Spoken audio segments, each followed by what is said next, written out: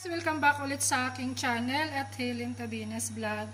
So para sa video na gagawin natin ngayon, tayo ay maglilinis ng ating mga cupboard kasi medyo maalikabok na. Ilang linggo ko nang hindi nalinis to. So ito yung ating mga lilinisin. Ito. Kailangan natin magdahan-dahan at ingatan, baka mabasag, ma-charge sa atin yan. First layer, bakante na. Natanggal ko na yung laman kasi dito ako magsisimula. Aking tinanggal. So, lilinisin natin lahat yan. Kailangan natin mag-ingat talaga kasi pwede itong isanla itong mga to. Matcha-charge sa atin yan. Madididak sa sahod natin. So, itong ating mga lilinisin ngayon. Sa kusina ko ngayon naka-assign maglinis. Ito yung ating mga coffee cups.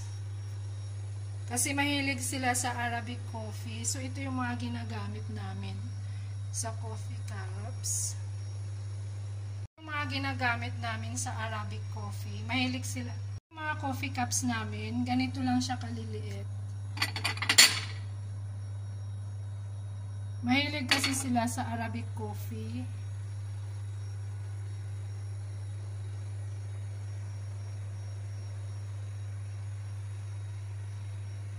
Yan. Then, mayroon pa dito sa taas. So, usually, ito yung binibigay ko sa mga ladies. Kulay pink. Ito naman sa mga lalaki. So, ito yung ginagamit nila for coffee. Ito naman yung ginagamit nila sa tea. Ito yung mga teacups nila. Ganyan lang yung kaliliit. So, mayroon pa dyan. Akyat pa tayo at mayroon pa dito.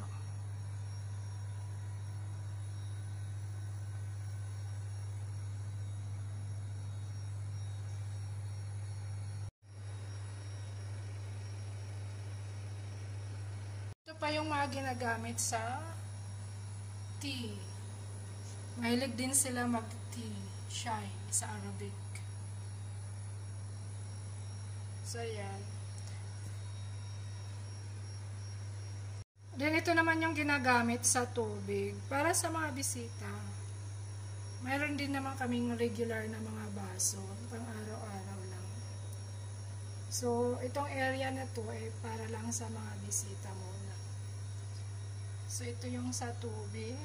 Kailangan mag-ingat talaga para hindi makabasag. Kasi mamahalin po yung mga yan.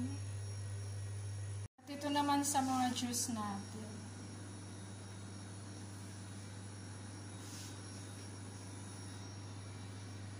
Diba ang gaganda ng kulay?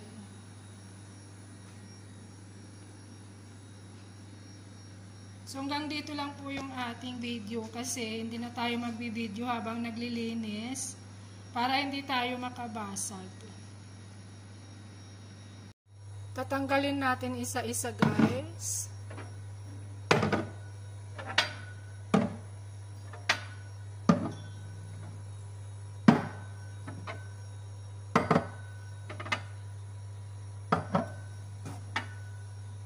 Dahan-dahan.